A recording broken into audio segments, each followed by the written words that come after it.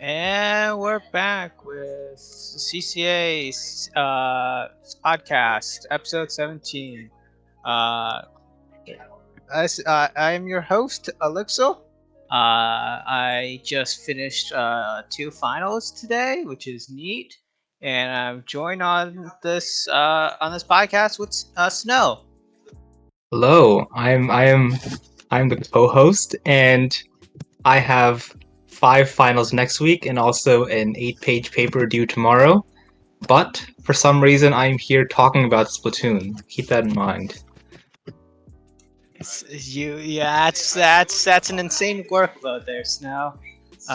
Best of luck for you. Uh, yeah. Um, so we're going to quickly do some CC announcements, talk about the reschedule week. We're going to have a quick interview with UNM Esports and talk a little bit about the playoffs. So let's go and increase the counter and get started. All right. So starting off with some CCA-wide announcements. First of all, we got my fantasy update. Um, and as of this week, the regular season of fantasy is finished. Um, and the winner is the CCA community as a whole. That's right. If you took the most common pick for each division and submitted that as your entry, that would score higher than any player. But that's no fun. That's not a fun answer at all. So considering only players, the winner in a stunning come from behind victory was Chai Dragon, who started off week one at 36th place and didn't even enter the top 10 until last week. Week, they edged out their closest competitor, Spruce Fox, by just 1 point. So yes, good job to Chai Dragon. As an honorable mention, the underscore can with a K was the best overall player this week, earning 77 points and rising 21 places to get to 17th overall. But these standings are still not final. We have 3 rounds of playoffs to go. Speaking of playoffs, thank all 43 of you who signed up for the new fantasy playoff bracket this season. However, there are still 3 entries from before we added that name question that are still unclaimed. So if you are an early entrant who still hasn't claimed your bracket, please do so. Do so ASAP because you definitely won't want to miss out. Thank you for covering a little bit of what's happening in fantasy, Snow. Uh, it's great to know that we have a lot of people still keeping quite a close eye on the CCA community and the league as a whole. Um, but with that, we're gonna move on to a little quick thing to announce, which is going to be episode 18 that will be happening next Thursday. But it's going to be a game show interlude with a bunch of contestants. The contestants application will be open. It should be open maybe now, and it will be closed at midnight tonight at Eastern Standard Time. So about 4 hours from now.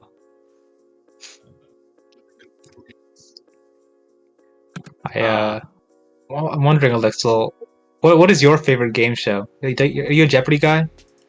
I mean, I like Jeopardy. I just find Family Feud to be more interesting. But I think Oh that's more of the host. Is the host rate makes or yeah, breaks. what's that guy's name? That's the Eminem guy, right? Sure, I don't remember his name. I remember he has a bald man that is very funny. Yes, I remember that. Um, but so if you are interested in potentially participate in this game show interlude, fill out the application that should be posted somewhere. But with that, yeah. But with that, we're moving on to the reschedule week recap, and surprisingly, there is 58 matches that play throughout this entire reschedule week, and no double forfeits, so no dealing with ties by forfeit. Yeah. Um, But the 58 match is not too surprising that we had a lot of reschedules during that first week, and the reschedules kind of kept piling up. But with that, we're moving on. We're gonna move on to Division 6, the Division Blitz. Our match, for Division 6, during reschedule week, some matches that got played were DPU Anarchy Zone going 4-0 against UF Gator Eat Squids, and UNCG Axelas of Athens. But with that, Snow, would you like to cover the key match for Division 6? I would. I would love to cover these key matches. And the one I'm going to mention is Octos and Squids United Gray from Ohio State University. Oh, sorry. The Ohio State University beating the NCCS Llamas 4-2. And this match is an important match for determining the playoff seeding. And an important thing to note here as well is that the Llamas were the first team to take games off of OSU Gray this entire season, Octon Squid United Gray. So, I mean, frankly, this is an impressive win for both seasons, or for both teams, and they'll both be advancing to Div 6 playoffs. So, who knows? Maybe a rematch in playoffs. That would be very exciting. Division 6. That's that. Now I'm going to move on to the Division 5 Blitz. Boy, all right. I got to go through this fast. So first we have Arizona State University, A State Black, or is that Arizona State or Arkansas State? I don't know. I think that's Alabama. Alabama. Okay, well, okay. I don't have time. ASU, A State Black, 4-0's money mindset with a clean 4-0, which lands in the second playoff spot in their group. From West Virginia University, the Sporty Bobblehat Gang 4-0 Drexel Goals Platoon, which will net them the top seed. And finally, the Table Terp Troop from the University of Massachusetts, 4-0 the Undertow Dartfish from the University of Denver. So Table Terp Troop will go 5-0 in the season and only drop one game overall. Great result for them. Oh, 40 seconds to spare. I'm really good at this. Good job there, Snow. But we're gonna be moving on to our key match for Division 5. Have FSU Seminole Simplified School going 4-3 against California State of Fullerton Titans of Alterna Blue. This was a reschedule from their week 1 that was very crucial, as this determined whoever made the playoff spot within their Division 5 group. And with a very close Game 7, Seminole Simplified Gold takes the victory. And they will be taking on the Table Terp troops within the playoffs from the University of Massachusetts Dartmouth. But one last thing, go Florida. I have Florida bias. Anyways, do you think that Seminole Cephalopods will be able to defend their national title? Maybe not gold, maybe garnet. Gold still has some work to do, but I'm not gonna say anymore because I don't want to demoralize anyone. With that, moving on to the Division 4 Division Blitz. If you want to get that timer started, April, we have the University of Florida Grisco Gators going 4-1 against CMU Academy. Now, this means that Grisco Gators takes the top seed for Division 4 for that particular group. I think it was Group 3 or Group 4, don't quite remember.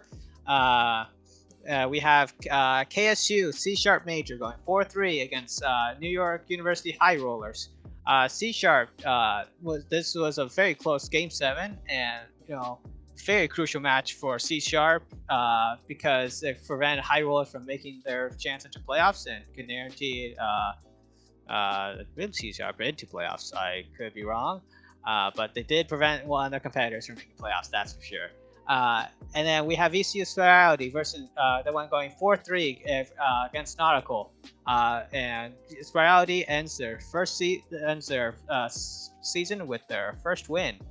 So congrats to VCU Spirality. If you want, and that's the Division 4 Division Blitz done. Would you like to cover the key match for Division 4 and a little bit of Division 3 Division Blitz? No. Spirality, one of my favorite team names in CCA, so I'm always happy to see they did not drown in Div 4. But yes, the key match for Division 4, um, we got UT Dallas, Arc Haley, defeating the RIT Tiger Prawns 4-1. This was another interesting match. Both teams came into it rescheduling as a reschedule with one lost game against Kraken Cove, and this match was going to be the one to determine who would be the second seed in the group for that playoff spot. And as you can tell, Ark Haley was able to pull off the win, giving them the second seed and kicking out the RIT Tiger Prawns. So well done to Ark Haley and RIT Tiger Prawns. Please come back next season to get your vengeance. I believe in you guys. Um, and with that, I'm going to move on to the Division 3 Blitz. 1 minute on the clock. Let's see how well I can do. All right, so UNM Esports from University of New Mexico. 4-3s, the High Riders. Um, and if you want to hear more about this match, stay tuned. We will be talking about it more in our interview. Another Game 7, EAUCD Splatoon White defeats the KSU Wild Sharks 4-3. And this was a great match, and the winner of which would get the last playoff spot. So UCD is going to get that one. A real Game 7. I wish I could have watched it live. And lastly, Egg Spaghetti from Cal Berkeley beating Bad to the Barnacle from Houston 4-1, and netting them that 5-0 record that they're definitely gonna leverage in their playoff run this season. Oof, okay, I finished it just in time. Back to you, Olixil. Yeah, I definitely think the egg spaghetti is definitely impressive, but it's also maybe not too impressive, as you know, egg spaghetti were a former Division 2 team from Season 4. Uh, but with that, anyways, we're gonna move on to our key members for Division 3. We have Bash from Purdue University that went 4-3 against University of Houston Girly Pops. There's a lot of game sevens during this recap week or reschedule week, which is not kind of surprising, but also not, as they want to try and fight for their their way into playoffs. But with this, but Bash secures the first seed from Girly Pops, making guaranteeing their way into the playoffs. And Bash only lost one. I had only had one loss. Sorry, I kind of lost words for a moment. At the hands of Coyotes Black, and a loss for if Girly Pops did win against Bash, Bash would have potentially not made it into playoffs. The Division 3 was kind of interesting to watch, as everyone was kind of just fighting each other a lot. Girly Pops, because that's also Girly Pops did get eliminated from playoff contention. But definitely gave Bash quite the hard fight, going down without with the fight.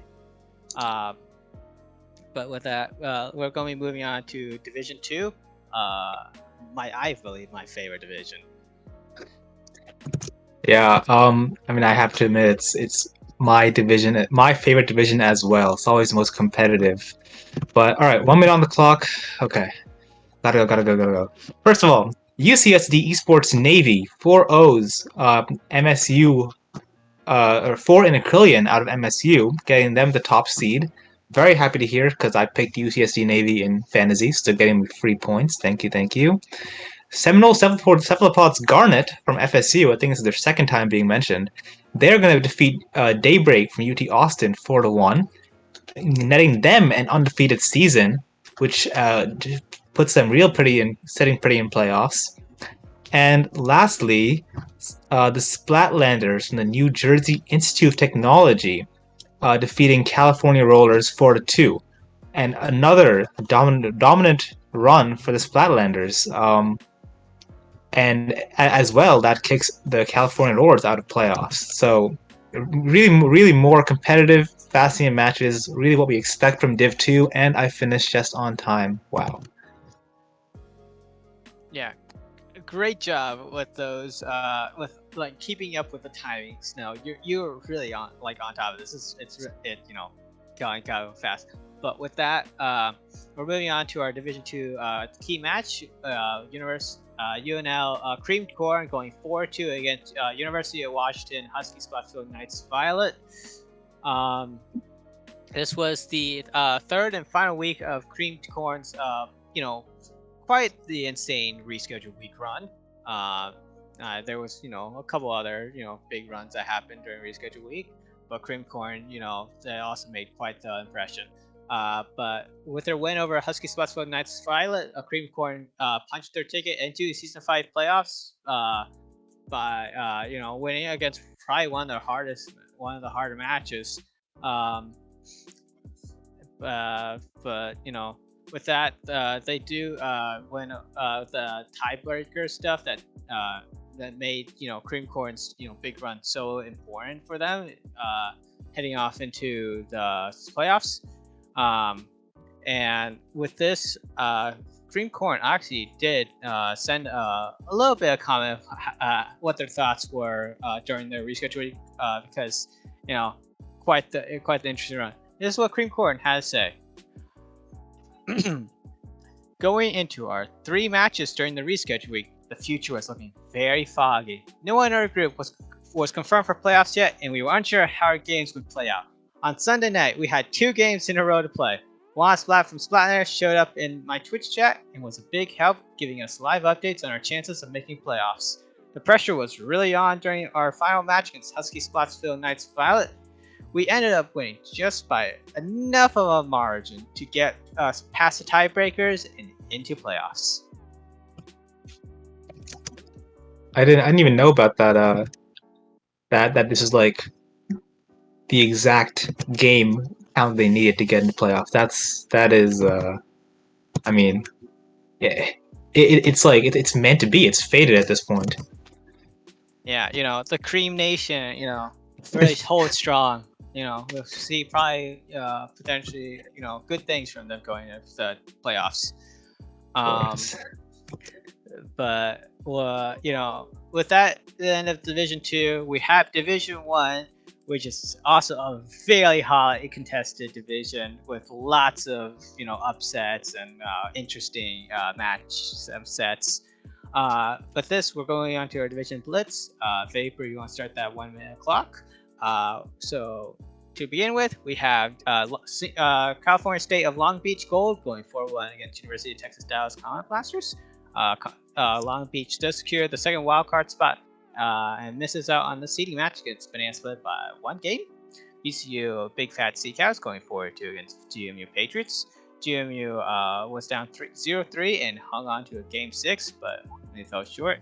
The Division 1 clutch team eliminated from the wild card with the lowest game differential. GMU had a very hard fight. They're going against Big Fat Sea Cows. Still put quite the good fight, which is still impressive.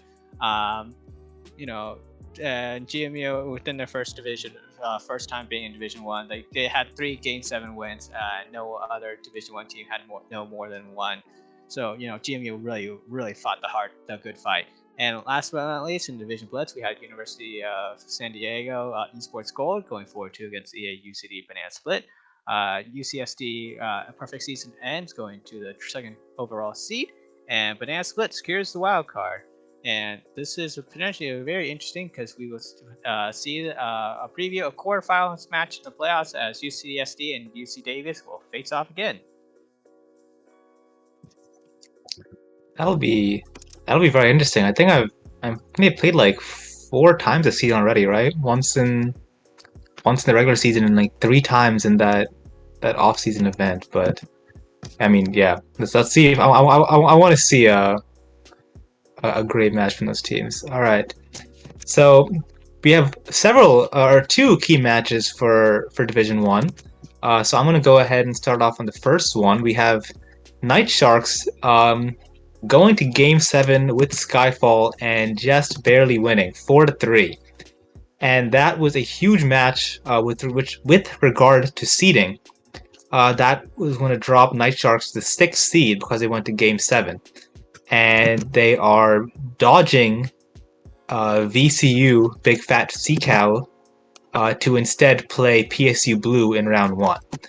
But from our inside sources, I cannot share who they are, but PSU is apparently very satisfied with that result because they did not want to play the Night Sharks.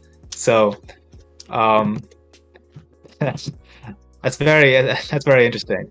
It's sources. It's so that's gonna be an exciting match between those two teams in playoffs. Yeah, I mean, go Night Sharks. I'm definitely, watching what the Night Sharks are doing for very obvious reasons. Uh, but with that, we're moving on to our second key match, which is actually about VCU. VCU, Big Fat Sea Cows going 4-3 against PSU Blue. And, if you heard those numbers correctly, yes, Blue did lose that match against Big Fat Sea Cows, and they knocked the reigning champions from Division One champions that really didn't have much of a competition in a very grand style, and securing the third overall seed for the playoffs. And PSU does change a little bit. See, they go down to the fourth seed, and changes not too much. They fight against different opponents, forcing VCU and Night Sharks are going to be in playoffs. But you got any comment on PSU Snow? I mean, it's your school.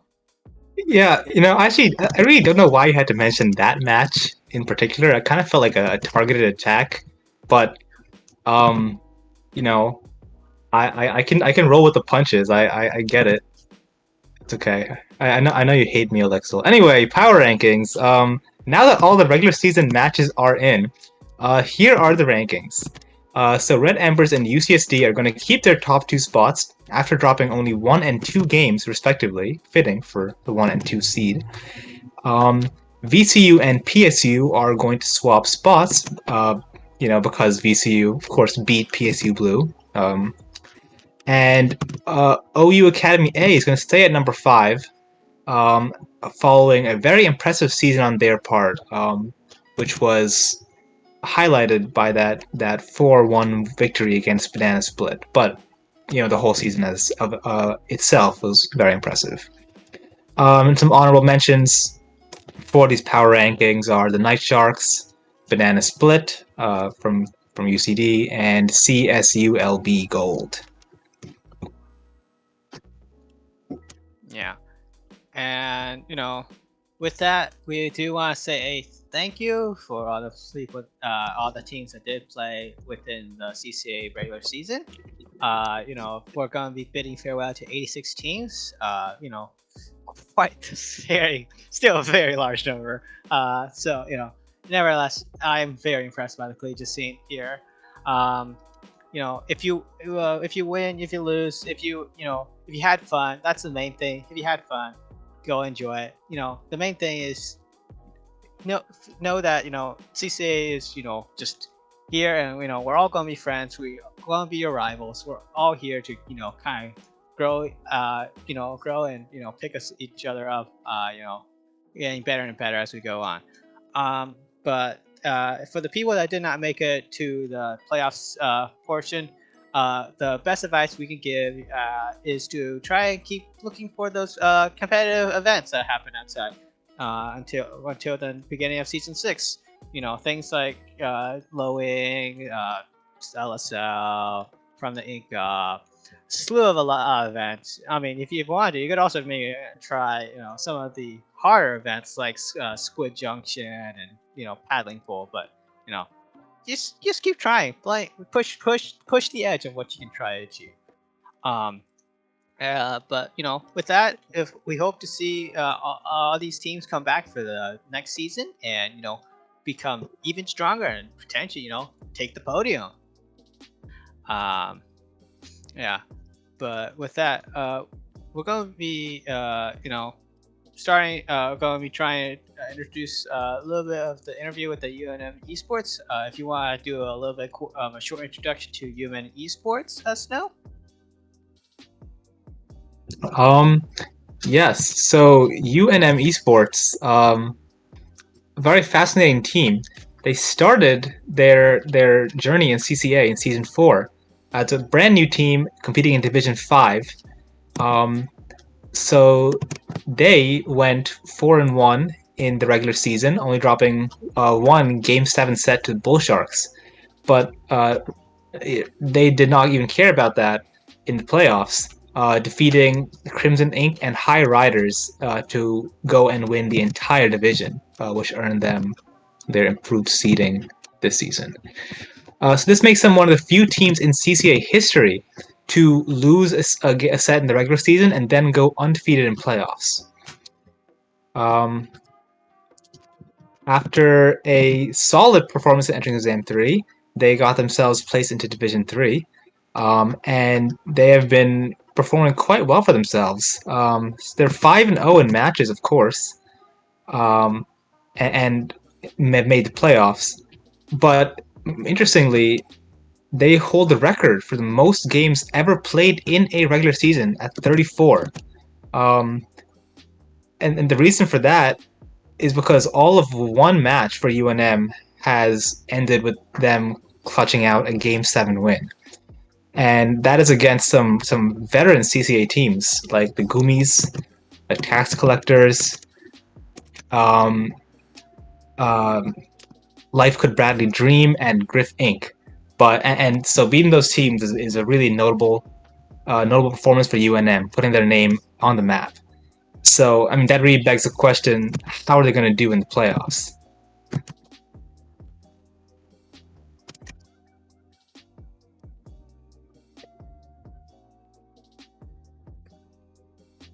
Hello. Hello, welcome. Hi. Could you guys say your names for me so I know how to pronounce it? I am Bean Senpai, Bean for short. And I am Zia Montri, or Zia for short. Nice. Good to know. It definitely helps on trying to figure out how we say your names. But we're gonna move on to a little bit talking about the interview questions that we have drafted, and we sent it out to you guys a little bit before the match. Not match. I'm sorry. Splatoon's in my mind. Anyways, the University of New Mexico definitely was it's still kind of new in the CCA. You guys came in during season 4. I'm curious. I'm kind of curious on how you guys I guess start your Splatoon program for New Mexico. As you know, California gets a lot of attention, but a lot of the schools outside of California are a little bit more sparse sometimes. So, would you like to share? Certainly. Sorry. The UNM or the UNM Splatoon team here at UNM started last semester by me actually. There was no team when I showed up here as a freshman, so I decided to start up a team last semester. And yeah, it was just having to organize everything. I was just by myself, organize tryouts, find a league to join, and last second I found the CCA to join. I signed us up the last day actually. That's very nice. That's pretty interesting. It definitely is interesting with kind of how actually I started as a freshman. But yeah. That's I'm sorry. Hey Snow, would you like to take over? I got you. So, the foundation for a Splatoon program is the players and community you build around it, which at a collegiate level can turn over quite fast. But with that, I have to ask: are any of the players at UNM are they experienced with the competitive Splatoon scene? And if they aren't, how have they been adapting to now participating in the competitive collegiate scene and larger scene, if they're moving out to that as well. Yeah, I believe barely any of us have actually had a previous esports experience in general. Me and at least one of my other players for sure had esports experience before. I might have been one of the only ones to have been in a Splatoon team. I don't know if you, Zia. Actually, let's see. Before I went to college, actually, before I came here to college, I started up a team of my own, and we decided to just, dabble our feet in the competitive scene because I was getting really into it, and I was like, oh, and I asked my friends, "Do you guys want to be competitive?" And they're like, "Yeah," and I'm like, "Yeah." So we made a team that we haven't been playing it recently now because I'm in school and they are busy, but we're planning to come back in the summer. Yes, I relate to that. Putting how do you say diving further into comp on those breaks when you're not busy with your college Yeah. team, of course, which I understand. Um, I know, Bean, you mentioned that you started this club and you're a freshman, of course, but are there any players on your team that might be seniors that are going to be graduating this spring? I don't think there are any seniors. Most of us are pretty young, like freshman, sophomore. I think we have one junior, so he will be leaving soon, but not quite yet.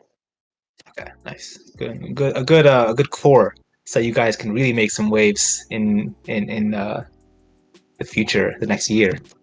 Definitely. Nice. Um, and another kind of question, talking a little bit about the human, program.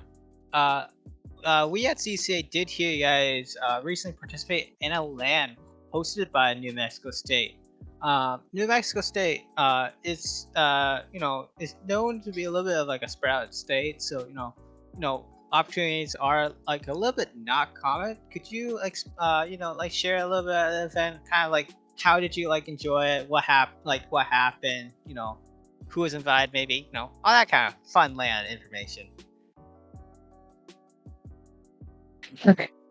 It's really funny. We were the only college to be invited over there. All of the other teams were high schoolers, and it was pretty fun though to be at a LAN. That was my first time being at a LAN event ever. Even though, and that was also their first time doing Splatoon 3 at that specific LAN event, which meant that there were a lot of issues, a lot of errors, a lot of connection issues. They didn't even they didn't let us use Ethernet for Splatoon. They didn't. Yeah, they didn't let us use Ethernet. It's crazy. But we went in there and then we won every match, actually. Not even every game, every match. We just like 3-0'd everybody. But it was really fun. I really want to go back next time if we get invited again, and hopefully it'll be a slightly better experience. Well, it's kind of funny that it was all high school students and then you guys were there. But uh, let's let's move on. So, of course, some of your players usually have some experience, but that was definitely enhanced by your season 4 run. Once again, you went undefeated in the regular season, only the Bull Sharks taking some games and a match from you.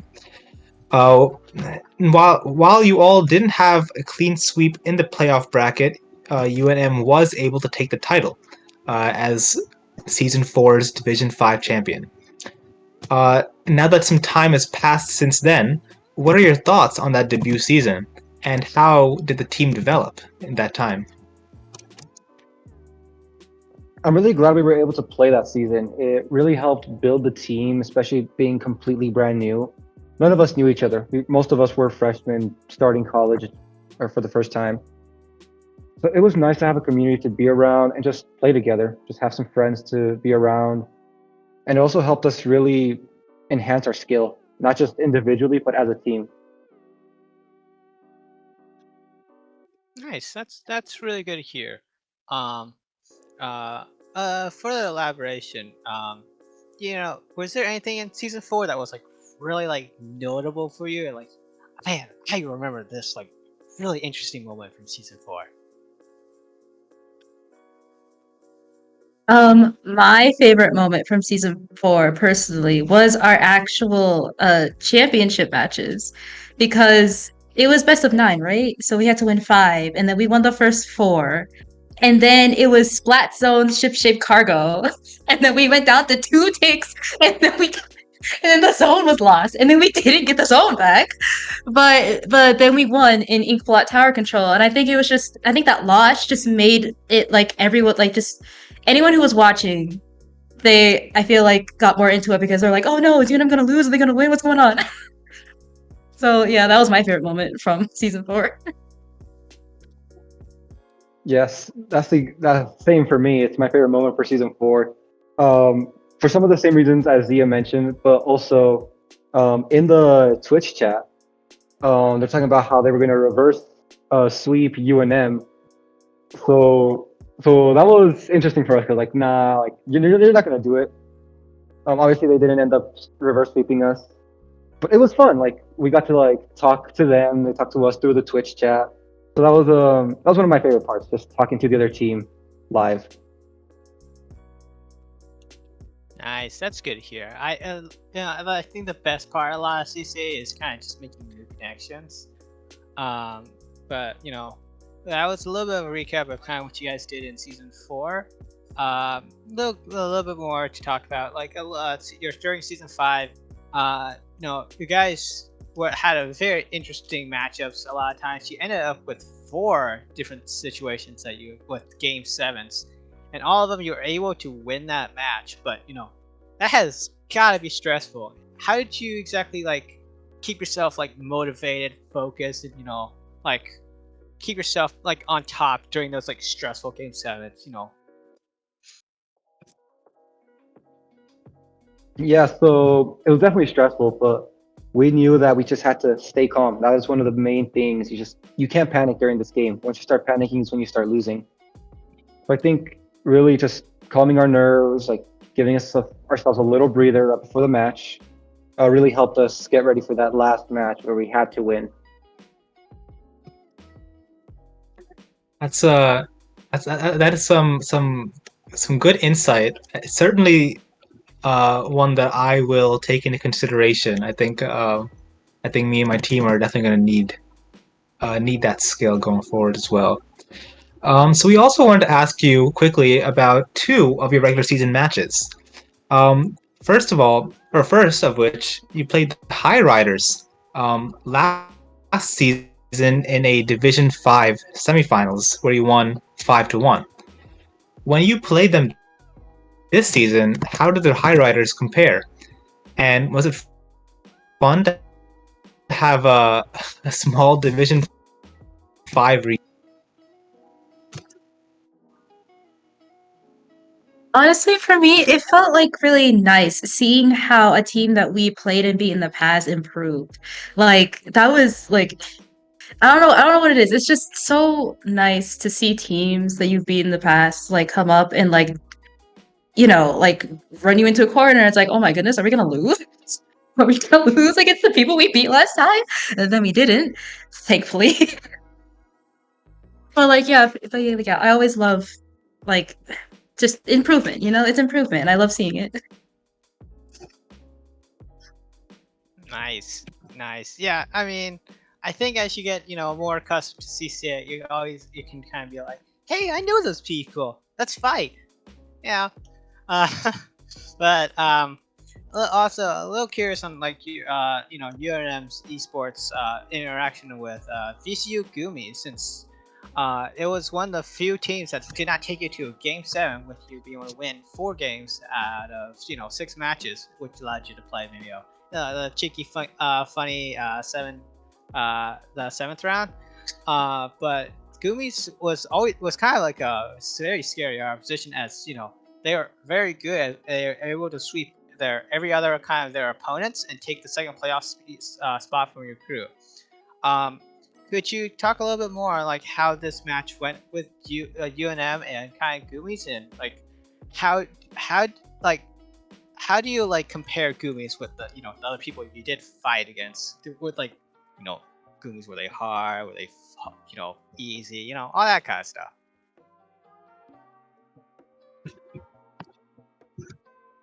So yeah, it was a really interesting match because I believe they were our first match, if I'm not mistaken, during the regular season due to us having to what's it called reschedule our first week's match. So we were definitely nervous seeing that they did beat their opponents during week one with a clean sweep, but we didn't let that get to us. We stayed calm. We worked on our teamwork, communication, and yeah, it's interesting how that was the only team that did not go to Game 7. Since it was like our first match, like all the matches start jumbling up together. But I can definitely see how I can see why they uh, basically sweep most of their competitions and why they are second in the group. Like they were really tough opponents. We brought our A game that day, and I think it's before one of our main issues as a team started, but we are fixing that right now.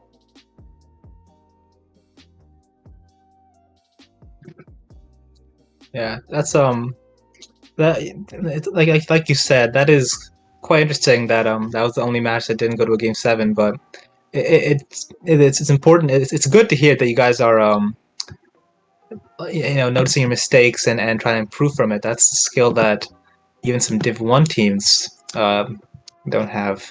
So it's good that you guys have that. So, of course, now UNM Esports are moving into the playoffs as the first seed from Group 3, and in your first showing in Division 3 as well. So, looking at your opponents, CSULB Black, what do you think about them? And what other teams in the bracket do you think are you seeing as the most threatening?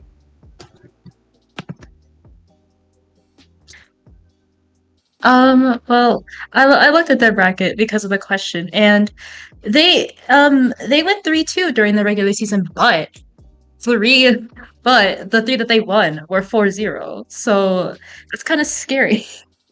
It's kind of scary, but I think we can do it. I think we got this. Definitely. I mean, just always don't.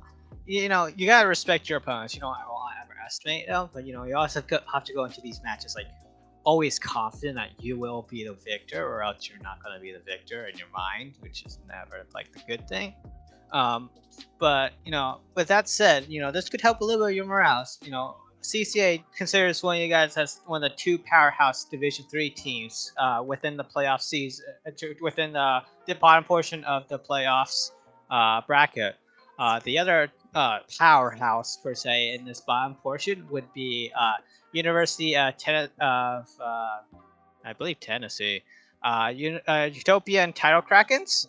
Um, uh, with the way you guys kind of played your matches and how these group stages went, on paper you guys should be fighting it together in the semifinals matches. So I mean, has UNM looked at Utopian Krakens, or have you been like super focused on your match against Long Beach Black? Yeah, we focus more on matches as they come in as they come. We don't look too much into the future. So we've definitely been looking more at CSULB Black instead of the Utopian title Krakens. But I did look at their what's it called? How well they've been doing, and it does get me on edge a little. But I do think we can still beat them. I think we can definitely win this whole thing. Yeah, you mentioned you think you think you're going to win the whole thing. So as you may know, this season CCA is running fantasy brackets for each division to predict how these playoffs are going to go. So, what do your own fantasy brackets for Division 3 look like? And which teams do you have in your podium, first, second, and third?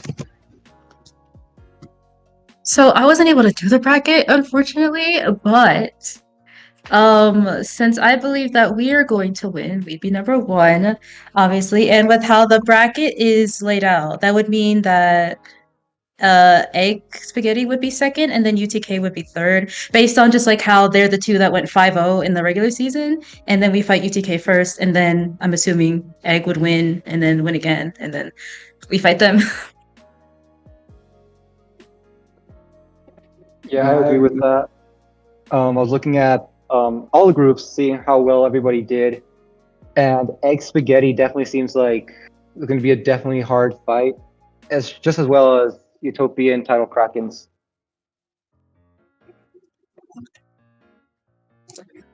Well, yeah, I mean, I think this is going to be a really exciting Div 1. You got, I mean, Div 3, you got a lot of interesting 5-0 teams here, as well as a few black horses. But UNM Esports, I want to thank you guys for coming on today, coming on to the PodCCAst.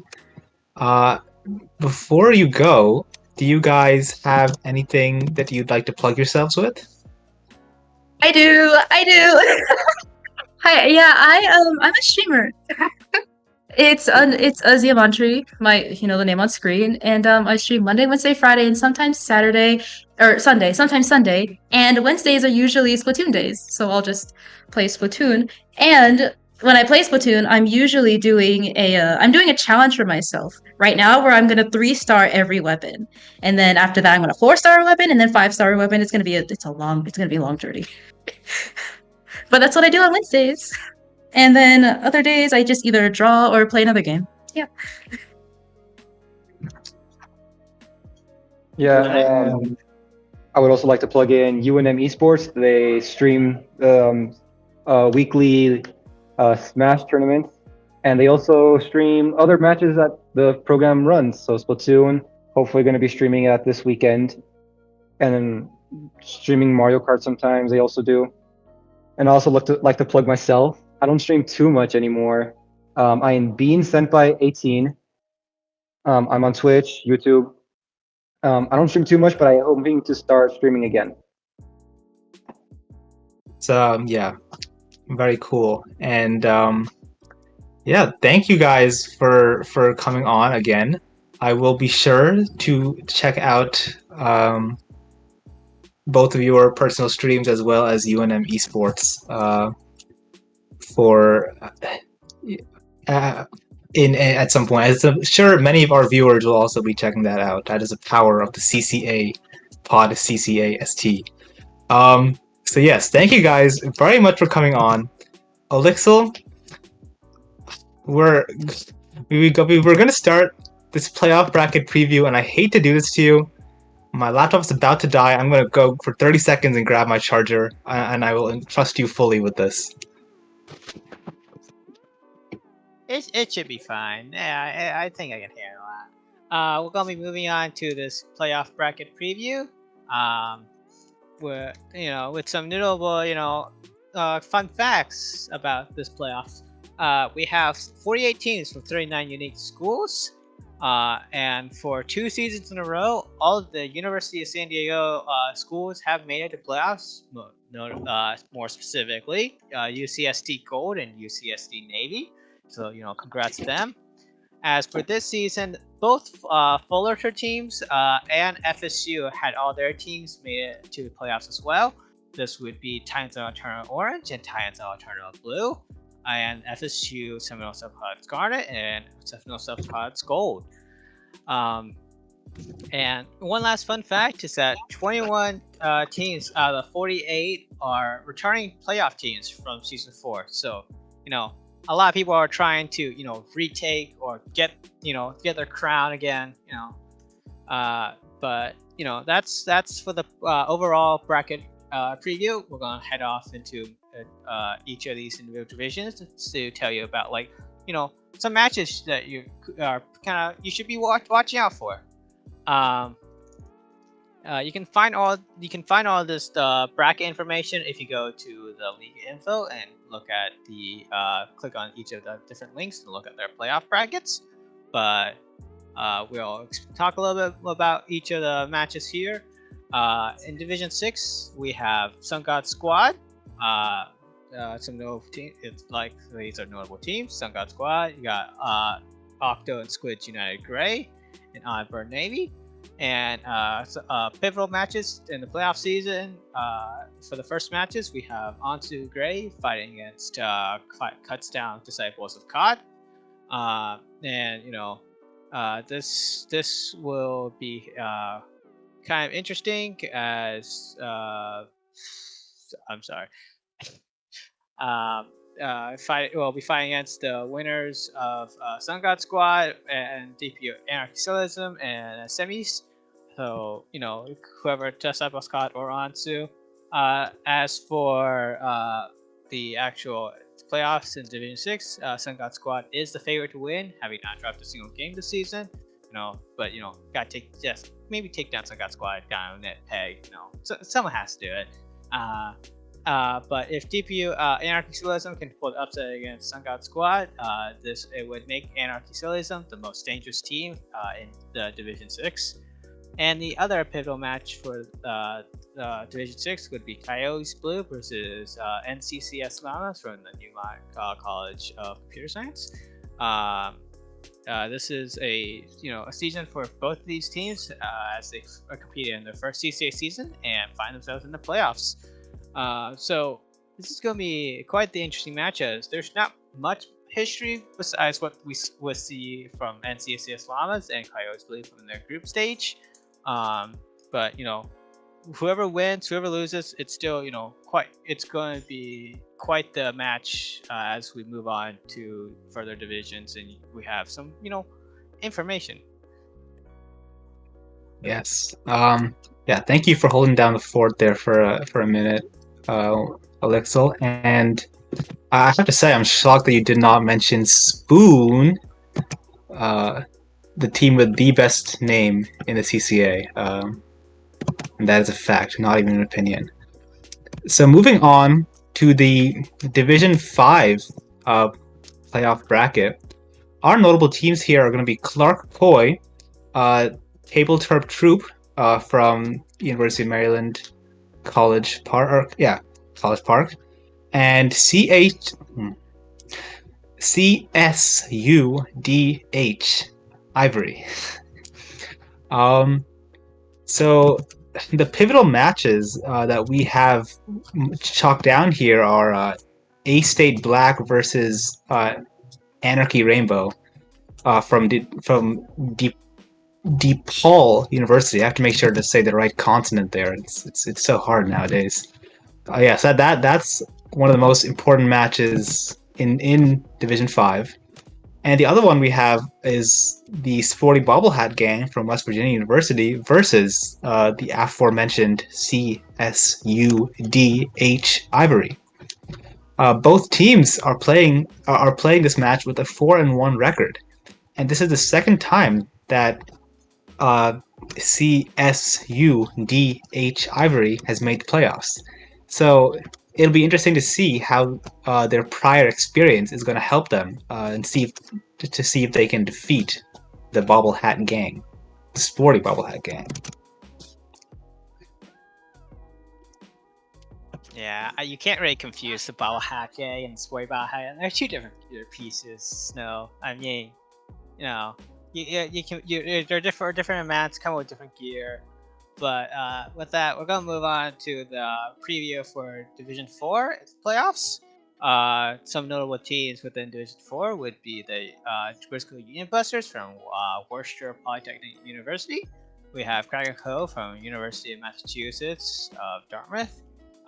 We have Farmingdale Esports and Grisco Gators from the University of Florida.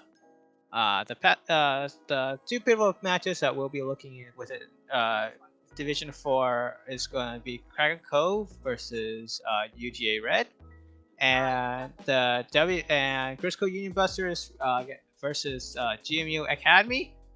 This is going to be quite for the second one. Union Busters and Academy are going to be having quite a lot of eyes on them, as they're both fairly popular teams within the CCA community. And it's very interesting because both of these teams have gone each other in the finals of Division 3 before with the other team, which would be Grisco Workers Union and GMU Patriots. Yeah, I said that right.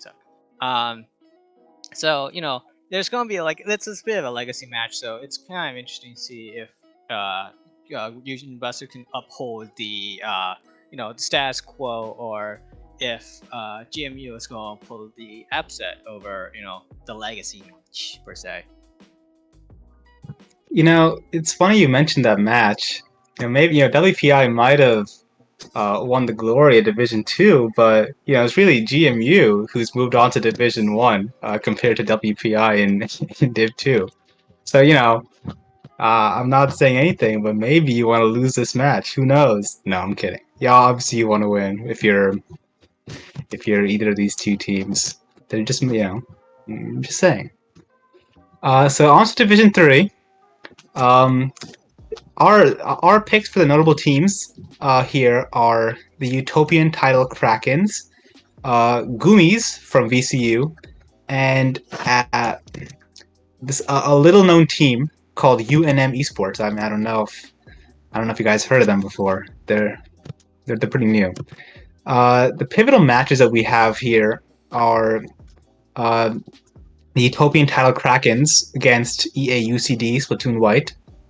Two interesting teams. UTK is new to the scene. They got a new addition, Koreki, who is a strong player, and UC Splatoon White, of course, part of that greater UC Davis Splatoon scene. So they got a lot of support. And the other match is the Boilermaker Association of Squid Hunters, Bash from Purdue, against VCU's Gummies. So the Gummies are the fan favorite here, with playing against Purdue's Bash, who are the top seed in their own group. But nonetheless, both teams are entering this match with a 4-1 record. So I think I'm expecting a very even and a very exciting match from these two teams. Yeah, I mean, we have gassed up a bit of Division Three. If you couldn't remember, but so Division Three is definitely a bracket to look at uh, if you're very interested to see how Division Three is going to work, because Division Three has definitely some strong contenders. But we're gonna move on to our Division Two bracket, playoff bracket, with some notable teams being Scad Black, Spotlander from New Jersey Institute of Technology, and Navy. Um, these teams, Spotlanders and Navy, but Scad Black definitely is kind of just like, poof, we're here, be scared. But our pivotal match is going to be FSU Seminole Self-Cut Scarlet versus Purdue University We Acquire Little Creatures, also known as Walk. So this is going to be an interesting fight, as the undefeated Titans from FSU going 5-0 within the group stage, fight against Walk, who love to take their Game 7. So will Walk take them to Garnet to Game 7 and take the win, or will Garnet just go for the clean sweep over Walk? The other pivotal match within Division 2 is Spotscat Black versus UNL Creamed Corn.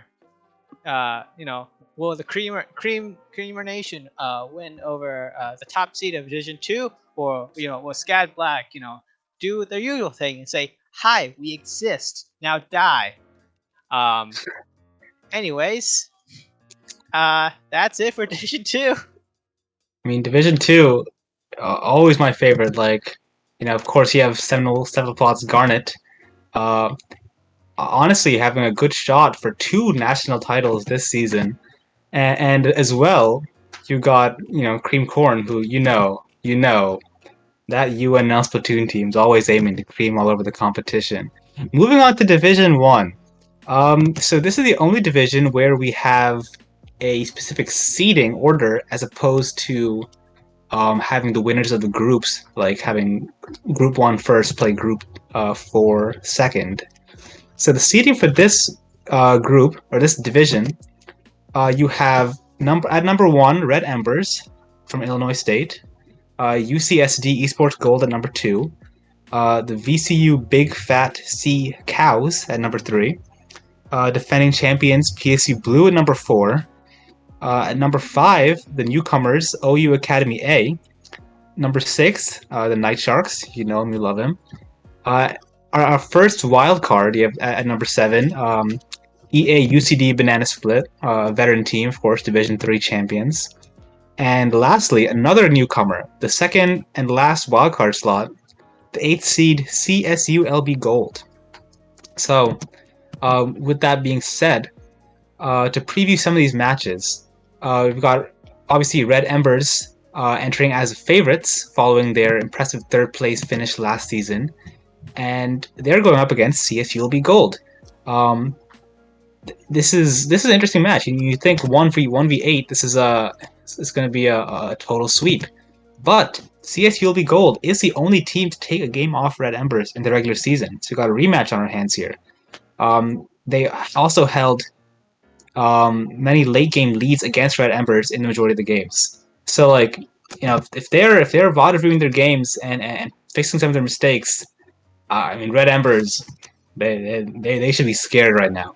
So I think this is going to be a really fun match, and I hope it gets streamed.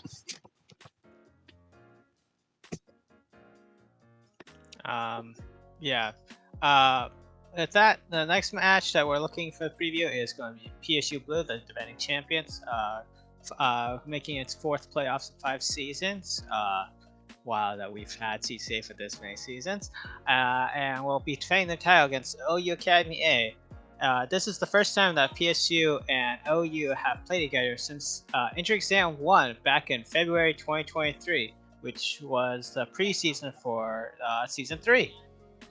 PSU in that Inter Exam did win 3-0, but this is definitely much higher stakes than Inter Exam because this is the Division 1 playoffs. It's Division 1. You can't really, just scoff and be like, whatever. As for OUA, this is going to be the third CCA League playoffs in 4 seasons, going from Division 5 to 4, then missed the playoffs in 2, and then finally made it to Division 1 playoffs. They've been hopping around their divisions, and they've improved significantly. As for a little bit more about these individual teams, fun fact: PSU's weakest mode and one OU's strongest mode is Rainmaker, which you can check that on Hogan's website. But it's going to be interesting to see if PSU can make up for their weakness on Rainmaker, or if OU is just going to secretly just keep stealing those Rainmaker games from PSU. Alexo, these things you keep saying, I can't help but feel like you're just a PSU hater overall. I mean, to each their own, I guess.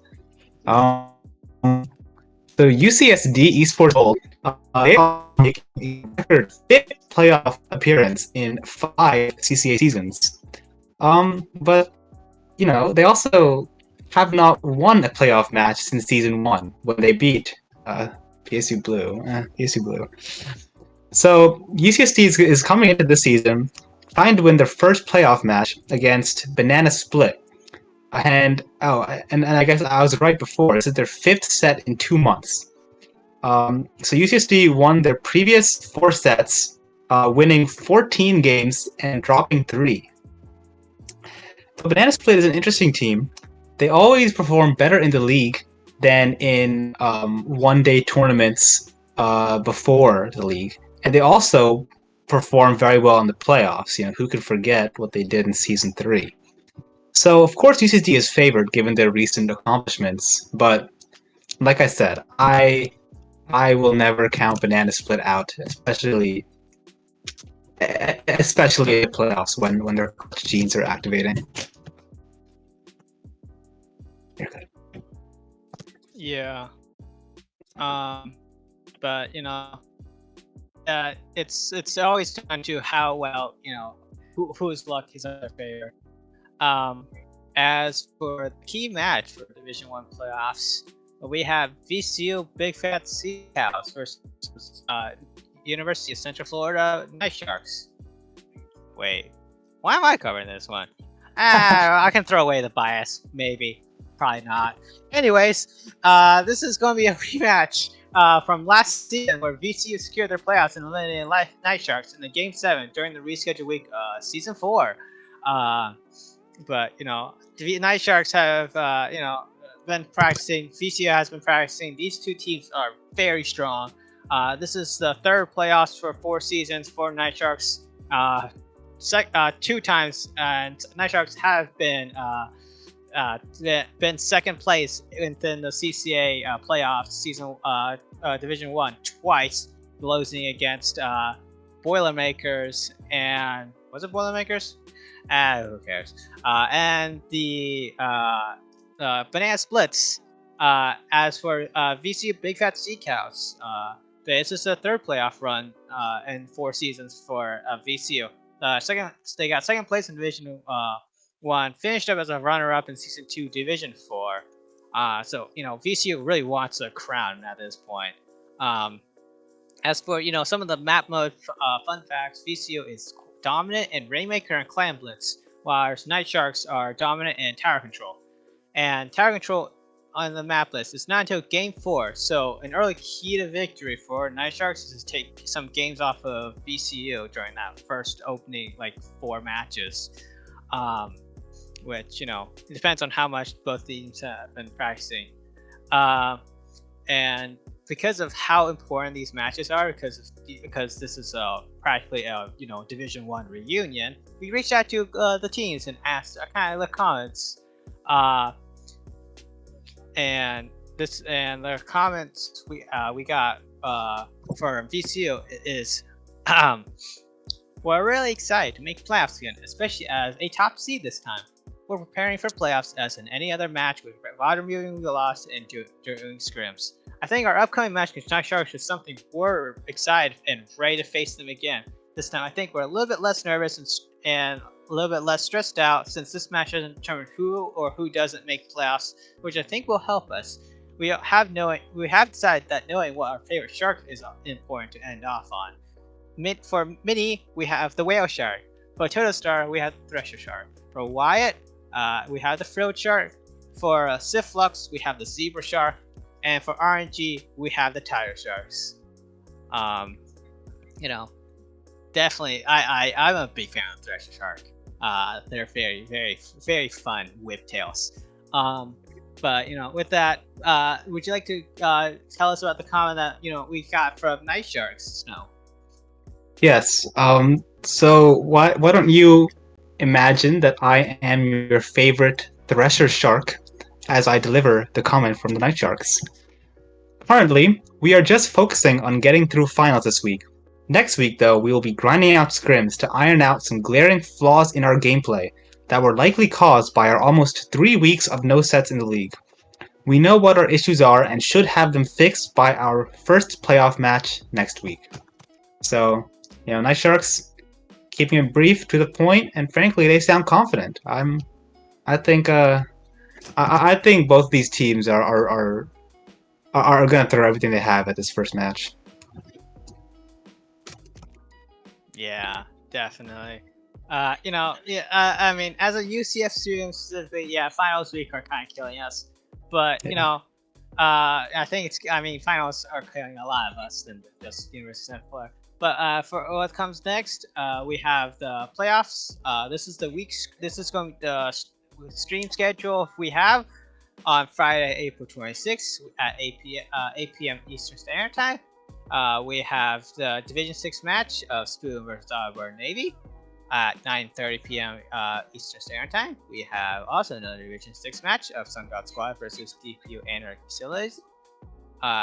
For Saturday, April 27th, we have at 8 p.m. Eastern EST, we have the Division 1 match PSU Blue versus OU Academy A. Please don't throw PSU Blue.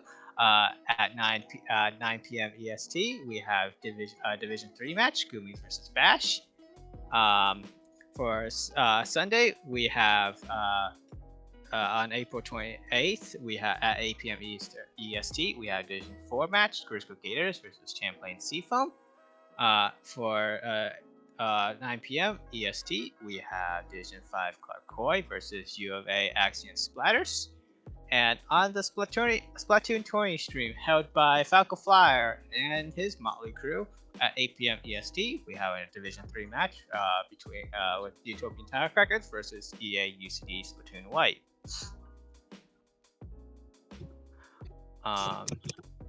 And that is the stream schedule.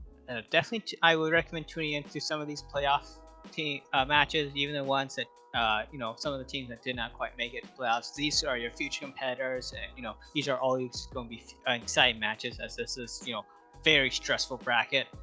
But with that, we're going. And a quick announcement. I talked a little bit of this at the beginning of the podcast. We have podcast 18, which will be next Thursday at 8 p.m. EAST. Corona and DRF will be holding a live game show with contestants from the different parts of the CCA community. Come and play along as we come up with some kind of wacky CCA trivia pulled up from our wonderful CCA staff. If you're interested in playing a contestant, there's a contestant form that will be posted, and it's going to be due. It closes at tonight, midnight Eastern Standard Time, which is about 3 hours from now. Yeah, so be sure to sign up for that. And as we're wrapping up this episode, I want to give a quick thanks to all of the team who've worked to make this episode of the PodCCAst. First of all, to our scripters, because of course I'm not creative enough to be this funny on my own. We got Minnie, Cygnus, DRF, and Krona. Thank you to you guys for writing all this up for me to read off of. This episode has been produced by Vapor, who has been in the sidelines here and making all these fancy cuts for you guys to watch. And of course, thank you to the hosts. First of all, you have the world's biggest PSU hater, Olixil. Don't think I missed that comment about us throwing in the playoffs. I did not. And thank you as well. Thank me, I should say, to yours truly, PSU Snow. So, with that, I think we are going to just about wrap up this episode. So, my if you would like to keep up with my gameplay, you can follow me on Twitter at twitter.com/_zeroto_. Again, that's twitter.com/_zeroto_. Elixir, where can these viewers find you? You can find me cheering on for PSU Blue, unless it's against Night Sharks. I actually don't hate PSU. I very much respect PSU, but you can find me playing for my college team, UCF Aeronautics, as well as my Twitter, which is at Elixir68. But with that, we will be wrapping up this podcast. Thank you all for tuning in. Yes.